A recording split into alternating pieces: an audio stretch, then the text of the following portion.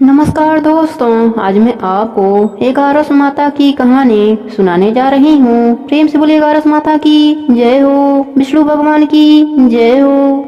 एक समय की बात है, एक नगर में एक राजा राज्य करता था। वह बहुत ही धार्मिक प्रवृत्ति का था। उस राजा को समय आने पर दो कन्याओं का जन्म हुआ।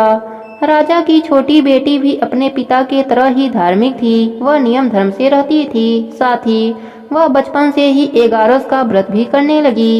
एगारस माता की कृपा से राजा की छोटी बेटी लोकप्रिय हो गई। उसकी हर तरफ प्रशंसा होती रहती थी। यह सब देखकर राजा की बड़ी बेटी को बड़ा ही ईर्ष्या होता था। वह अपने बहन से जलती रहती थी। एक बार की बात है, पड़ोसी राजा का बेटा बड़ी बेटी को देखने आया, लेकिन उसे बड़ी बेटी की जगह छोटी बेटी पसंद आ गई।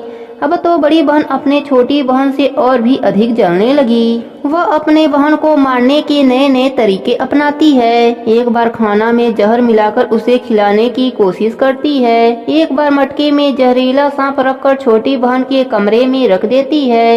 एक बार छोटी बेटी को पनघट पर पानी भरने के लिए ले जाती है और धोखे से नदी में धक्का दे देती है। हर बार एगारस माता उसे बचा लेती हैं, क्योंकि वह एगारस माता का व्रत किया करती थी। बड़ी बहन बहुत परेशान हो गई कि यह तो किसी भी तरह नहीं मरती।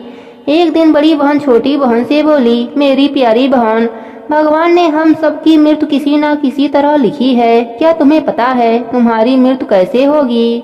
बहन बड़ी ही सीधी साधी थी। वह बोली, मेरी मृत्यु मेरे पालतू तोते के गले में जो हार है उसी में अटकी हुई है। यदि कोई मेरे तोते को मारकर वह हार पहन ले तो मैं मूर्छित हो जाऊंगी, और फिर उस हार को उतारकर कोई रख दे तो मैं जीवित हो जाऊंगी। उस रात छोटी बहन अपने पिताजी के पास गई और बोली, पिताजी, मुझे शक है, यदि मैं मर जाऊं तो आप मुझे जलाना मत। आप मुझे हमारे पुराने महल के कुएं के पास झोपड़ी बनवाकर खाट पर सुला देना।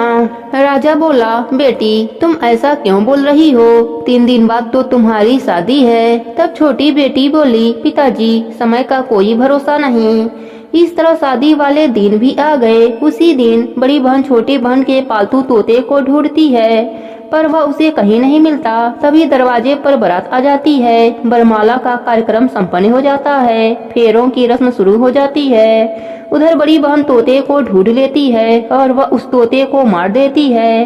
वहीं छोटी बहन 3 फेरे राजकुमार के साथ पूरे कर लेती है। तभी छोटी बहन मूर्छित होकर गिर पड़ती है। उधर बड़ी बहन तोते के हार को खुद पहन लेती है। इधर सभी घबरा जाते हैं। सभी बारातियों में हलचल मच जाती है कि राजकुमारी को क्या हुआ। सभी डर जाते हैं। तब राजा वैद्य को बुलाते हैं। छोटी राजकुमारी को महल में ले जाकर लिटा दिया जाता है। वैद्य राजा से कहते हैं, राजकुमारी ना मरी है ना जीवित हैं। हमने ऐसा पहली बार देखा है। तब राजा उनसे कहते हैं, वहां जाकर बोलना कि राजकुमारी बेहोश हैं, अभी थोड़ी देर में ठीक हो जाएंगी। यदि तुम ऐसा नहीं कहोगे तो मैं तुम्हें फांसी दे दूंगा। बेचारा वैद्य राजा के कहे अनुसार वैसा ही बोलता है। तभी बड़ी बेटी आती है और कहती है, पिताजी, मुझे छोटी बहन के मरने का बहुत दुख है। उससे ज्यादा दुख मुझे आपकी इज्जत का है, जो कि खराब हो जाएगा। आप ऐसा करो कि मेरी शादी राजकुमार के साथ करा दो, तब सब ठीक हो जाएगा। आपका इज्जत भी रह जाएगा। तब राजा को यह बात ठीक लगी और राजा ने छोटी बेटी के कपड़े पहनाकर फेरों में बैठा दिया। पर राजकुमार ने मना कर दिया। कहा, यह मेरी पत्नी नहीं है। मेरी पत्नी जब बोलती है उसके मुख से फूल झड़ते हैं। लेकिन सबने समझा बुझाकर उससे 4 फेरे लगवा दिए। बड़ी राजकुमारी ससुराल आई तो राजकुमार ना तो उनसे बात करते थे, ना ही उसके हाथ का पानी पीते थे, और ना ही उसके हाथ का बनाया हुआ खाना खाते थे। राजकुमार ने मन ही मन सोचा, मैं पता लगाकर रहूंगा कि मेरी पत्नी के साथ क्या हुआ। एक दिन राजकुमार दुखी होकर घोड़े पर बैठकर जा रहे थे कि घोड़ा वहीं जाकर रुका जहां राजकुमारी की अधमरी लाश रखी गई थी। राजकुमार ने मन ही मन सोचा, घोड़ा यहाँ किस कारण से रुका है? कोई तो वजह जरूर होगा। राजकुमार घोड़े से उतरकर पुराने महल में गए। वहाँ एक चौकीदार था। राजकुमार ने पूछा, यह महल किसका है? तब चौकीदार ने बताया कि यह महल आपके ससुर जी का है। वहाँ खाट पर कौन सो रहा है? राजकुमार ने चौकीदार से पूछा। तब चौकीदार कहने लगा कि यह राजा की छोटी बेटी है, जो शादी वाले दिन अधमरी हो गई थी। तब राजकुमार ने कहा, यह तो मेरी पत्नी है, इसके साथ मेरे फेरे हुए थे। राजकुमार ने चौकीदार से कहा, तुम किसी से कुछ मत कहना कि मैं यहाँ हूँ, मैं तुम्हें मुँह मांगी रकम दूंगा। चौकीदार ने हाँ कह दिया और राजकुमार खाट के पास गया और बचे हुए फेरे खाट के साथ ले लिया। राजकुमार उस दिन वहीं पर रहा। छोटी रानी रात को खड़ी हो गई। उसने अपने पास अपने पति को देखा तो उसने बहुत रोया। राजकुमार ने पूछा, बड़ी अजीब बात है, तुम शादी वाले दिन मूर्छित क्यों हो गई थी? तुम्हारे पिताजी ने मेरी शादी तुम्हारी बड़ी बहन से करवा दिया और मैंने उसे स्वीकार ही नहीं किया है। अब तुम मुझे पूरी बात बताओ कि तुम दिन भर मूर्छित क्यों रहती हो? इस टाइम उठ कैसे गई, इसका भी राज बताओ। तब राजकुमारी ने अपने पति को तोते और हार वाली सारी बात बताई और यह भी बताया कि यह बात मैंने अपने बड़ी बहन को बताई थी। एक दिन उसने मुझसे मेरे मृत्यु का उपाय पूछा, तब मैंने उसे पूरी बात बताई थी। मेरी बड़ी बहन मुझसे बहुत ईर्ष्या करती है। उसने कई बार मुझे मारने की कोशिश की पर 11 माता ने मुझे हर बार बचा लिया। यह सब मेरी बड़ी बहन ने किया है। तोते के गले में जो हार था वह मेरी बहन दिन में पहन लेती है और रात को उतार देती है। इसलिए मैं दिन में मूर्छित रहती हूँ और रात को जीवित हो जाती हूँ। यदि वह हार मुझे वापस मिल जाए तो मैं हमेशा के लिए जीवित हो जाऊंगी। इतना सुनकर राजकुमार सुबह होते ही गुस्से से अपने महल गया और बड़ी बहन के गले से हार निकाल कर लाया और अपने पत्नी को पहना दिया। उसकी पत्नी जीवित हो गई। फिर उसे लेकर महल गया और उसकी बड़ी बहन को घर से निकल जाने के लिए कहने लगा। बड़ी बहन रोने लगी और रोते रोते बोली, हे छोटी बहन, तुम्हें क्यों हर खुशी भगवान दे देते हैं और मुझे क्यों दुख देते हैं? इसका रहस्य बताओ। तब छोटी बेटी बोली, तुम्हारे मन में लालच रहता है, इस कारण तुम्हें दुख मिलता है और मैं सबका कल्याण चाहती हूँ, साथ ही 11 का व्रत भी करती हूँ, इसलिए काल भी मेरा कुछ नहीं बिगाड़ सकता। यह सब 11 माता की महिमा है, जो कि तूने मेरे साथ कई अनहोनी किया पर हुआ नहीं। हर बार 11 माता ने मेरी रक्षा करी। अब बड़ी बहन की आंखें खुल गई और वह बोली, हे बहन, मुझे क्षमा कर दो, मैं कहाँ जाऊंगी? तुम मेरे लिए एक छोटा सा घर दे दो, मैं उसी में रह लूंगी। छोटी बहन को अपनी बड़ी बहन पर दया आ गई।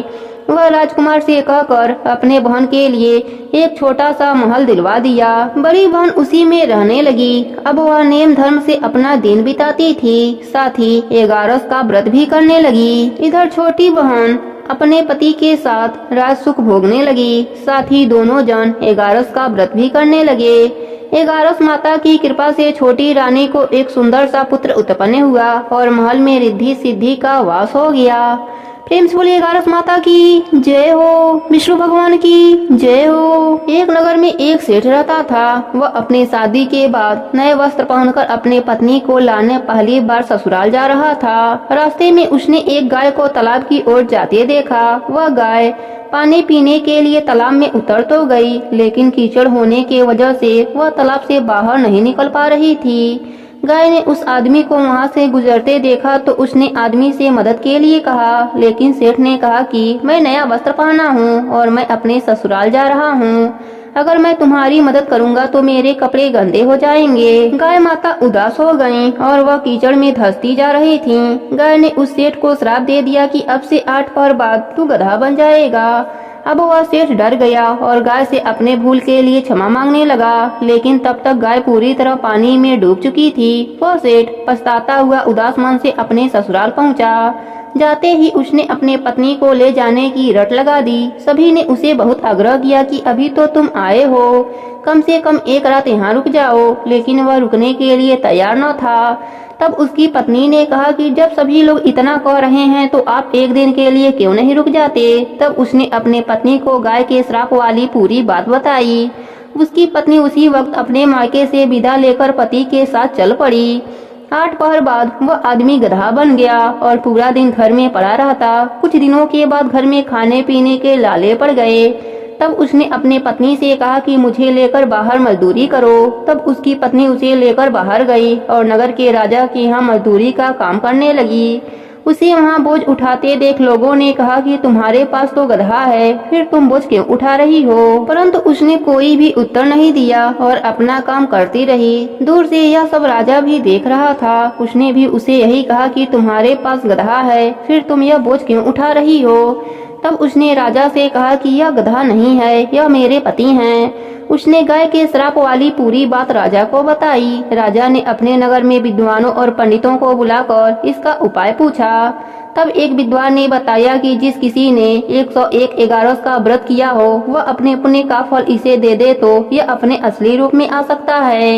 यहाँ हम आपको एगारस का अर्थ स्पष्ट कर देते हैं। 11 एकादशी का व्रत रखने पर 1 एगारस पूरा होता है और 22 एकादशी का व्रत रखने पर 2 एगारस पूरा होता है। ऐसे ही जिसने 101 बार 11 एकादशी के व्रत किए हों, उसके पुण्य के फल से वह आदमी अपने असली रूप में आ जाएगा। राजा ने अपने पूरे नगर में घोषणा करा दी, लेकिन किसी ने भी पूरे 111 व्रत नहीं किए थे। कई दिन बाद उन्हें एक बुढ़िया मिली जिसने 101 एगारस पूरे कर लिए थे। राजा ने उस बुढ़िया को उसका फल देने को कहा, लेकिन वह बुढ़िया 100 एगारस का फल देने को तैयार हुई, क्योंकि 1 एगारस का फल वह खुद अपने लिए रखना चाहती थी, जिससे कि उसे मोक्ष की प्राप्ति हो और वैकुंठ धाम में वास मिले।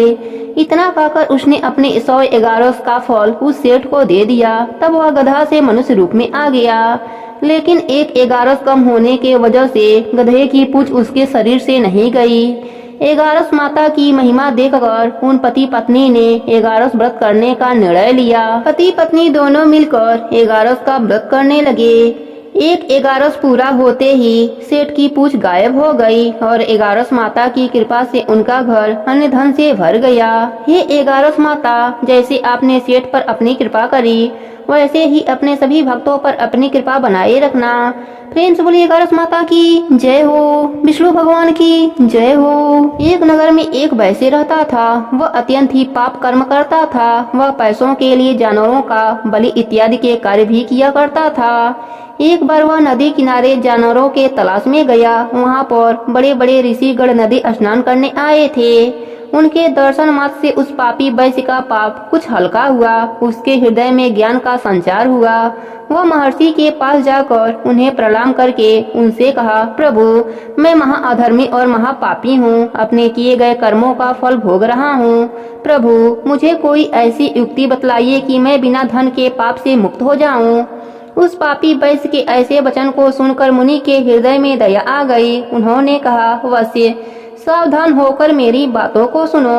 हर मास में एकादशी पड़ता है। एकादशी के एक दिन पहले शाम को शुद्ध मन से संकल्प करो कि अपने पापों के मुक्ति के लिए मैं एकादशी का व्रत करूंगा। इस प्रकार संकल्प कर एकादशी के प्रातः काल शौच इत्यादि से निवृत्त होकर स्नान कर भगवान का पूजन एवं ध्यान करो। दिन भर और रात भर भोजन पान का त्याग कर केवल भगवत भजन करो। द्वादशी को व्रत का पारण कर किसी ब्राह्मण को कुछ दे दो, तुम्हारा पाप अवश्य ही नष्ट हो जाएगा। वह वैश्य मुनि के वचनों को सुनकर अपने घर आया और नियम अनुसार एगारस का व्रत करने लगा। एगारस व्रत के प्रभाव से उसके समस्त पाप नष्ट हो गए और वह परम पद को प्राप्त हुआ। एगारस के समान सरल एवं फल देने वाला और कोई दूसरा व्रत नहीं है। जो परम वैष्णव है और भक्ति पूर्वक भगवान विष्णु की कथा को श्रवण करते हैं, वे अपने 3 कोटि पुरुषों के साथ विष्णु लोक में स्थान पाते हैं। एकादशी महात्म्य का एक अंश भी सुनने वाला ब्रह्म हत्या आदि पापों से छूट जाता है। संसार में न वैष्णव धर्म के समान कोई धर्म है और न एकादशी के समान कोई दूसरा व्रत ही है। प्रेम से बोलिए एगारस माता की जय हो, विष्णु भगवान की जय हो। एक समय की बात है, एक गांव में एक कुआं था। उसमें एक मेढक और मेढकी रहते थे। एक बार वह दोनों कुएं के अंदर पानी में खेल रहे थे। तभी कुएं पर एक पनिहारिन पानी भरने आई और उसने पानी अपने मटकी में भरा। पानी के साथ उस मटकी में वह मेढक और मेढकी भी आ गए। मेढकी गणेश भगवान की भक्त थी। वह हमेशा गणेश भगवान का जप किया करती थी। हमेशा कहती थी जय गणेश जय गणेश जय गणेश। लेकिन उसकी इस बात पर मेढक को बड़ा गुस्सा आता था। वह हमेशा कहता था कि हमेशा तुम उस सूढ़ वाले का नाम लेती रहती हो, कभी मेरा नाम भी लिया करो। और कभी कभी खूब जमकर झगड़ा भी करता था। वह पनिहारन मटकी को अपने घर ले जाती है और अपने घर पर रख देती है और थोड़ी देर बाद वह चूल्हे पर पानी गर्म करने के लिए रख देती है। उस मटकी वाले पानी को गर्म करने वाले बर्तन में पलट देती है और आग जला देती है। अब जैसे ही आग की तपन बढ़ती है तब मेढक मेढकी से बोलता है, मेढकी मैं तो जल रहा हूँ नीचे से। तब वह कहती है, अच्छा मैं तो नहीं जल रही। मेढकी गणेश भगवान के नाम का जप शुरू कर देती है, जय गणेश जय गणेश जय गणेश। मेढक थोड़ी देर के बाद फिर बोलता है, मेढकी मैं तो जल रहा हूँ। तब मेढकी फिर कहती है, मैं तो नहीं जल रही हूँ। चलो आप ऐसा करो, आप मेरी जगह पर आ जाओ और मैं आपकी जगह पर आ जाती हूँ। तब मेढक कहता है, ठीक है। दोनों जगह बदल लेते हैं। मेढकी फिर गणेश भगवान के नाम का जप शुरू कर देती है, जय गणेश जय गणेश जय गणेश। मेढक फिर से कहता है, अरे मेढकी मैं तो यहाँ भी जल रहा हूँ। तब मेढकी कहती है, पता नहीं तुम्हारे साथ यह क्या हो रहा है, तुम बार बार जलने लग जाते हो। ऐसा करो तुम भी गणेश भगवान के नाम का जप शुरू कर दो, क्योंकि मेरे नीचे तो बिल्कुल ठंडा है। तब वह कहता है, मैं तो नहीं लेता उस गणेश का नाम, तू ही ले उसका नाम, मैं तो नहीं लूंगा। मेढकी कहती है, ठीक है तुम्हारी जैसी मर्जी। वह मेढकी फिर से गणेश भगवान के नाम का जप शुरू कर देती है। मेढक को ऐसा एहसास होता है कि गणेश भगवान का नाम लेने से मेढकी को आग का असर नहीं हो रहा है, लेकिन मैं तो जल रहा हूँ। अब मेढक भी गणेश भगवान का नाम लेना शुरू कर देता है और वह भी बोलता है, जय गणेश जय गणेश जय गणेश। वह दोनों गणेश भगवान के नाम का जप शुरू कर देते हैं। गणेश जी बछड़े का रूप धरकर आते हैं और उस बर्तन में लात मार देते हैं, जिससे बर्तन का सारा पानी गिर जाता है। मेढक और मेढकी बाहर निकल आते हैं। दोनों बाहर आकर उसी कुएं में चले जाते हैं। अब मेढक गणेश भगवान के नाम का महिमा देखकर गणेश भगवान के नाम का जप शुरू कर देता है। इस प्रकार गणेश भगवान का नाम लेने से, कथा कहानी सुनने से गणेश भगवान हर संकट से उबारते हैं। हे गणेश जी महाराज, जैसे आपने उस मेढक मेढकी पर अपनी कृपा करी, उनकी रक्षा करी, उसी तरह अपने सभी भक्तों पर अपनी कृपा बनाए रखना, सबकी रक्षा करना। प्रेम से बोले गणेश भगवान की जय हो।